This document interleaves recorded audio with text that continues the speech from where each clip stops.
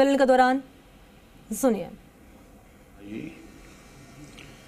Justice Shri U U Lalit ji, देश के कानून मंत्री श्री किरण रिजिजू जी, राज्य मंत्री प्रोफेसर एसपी सिंह बघेल जी, राज्यों के सभी आदरणीय मुख्यमंत्रीगण, lieutenant governors of UTs, honourable जजेस of the Supreme Court of India, chief justice of high courts, distinguished guests, उपस्थित अन्य सभी महानुभाव, देवी और सज्जनों,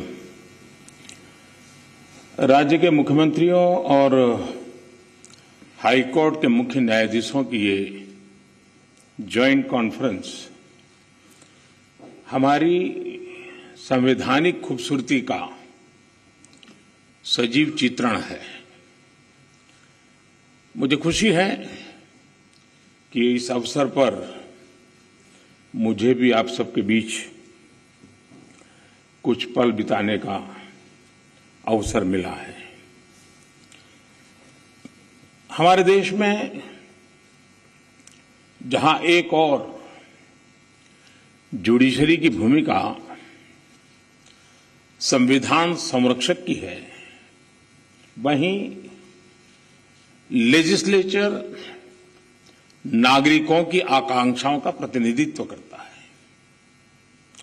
मुझे विश्वास है कि संविधान की इन दो धाराओं का ये संगम, ये संतुलन देश में प्रभावी और समयबद्ध न्याय व्यवस्था का रोडमैप तैयार करेगा।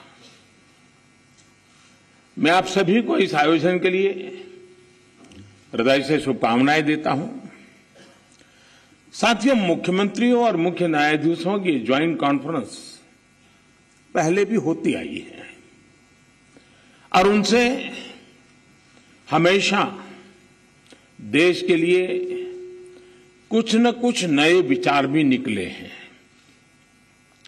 लेकिन ये इस बार ये जो आयोजन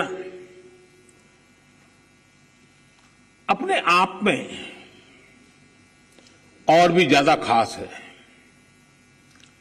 आज ये कॉन्फ्रेंस एक ऐसे समय में हो रही है जब देश अपनी आजादी का अमृत महोत्सव मना रहा है।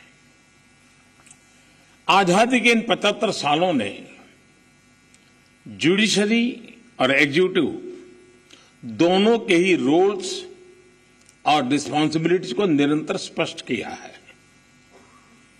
जहां जब भी जरूरी हुआ, देश को दिशा देने के लिए ये रिलेशन लगातार इवॉल्व हुआ है। आज आजादी के अमृत महोत्सव में जब देश नए अमृत संकल्प ले रहा है, नए सपने देख रहा है, तो हमें भी भविष्य की तरफ देखना होगा। 2047 में जब देश अपनी आजादी के 100 साल पूरे करेगा, तब हम देश में कैसी न्याय व्यवस्था देखना चाहेंगे।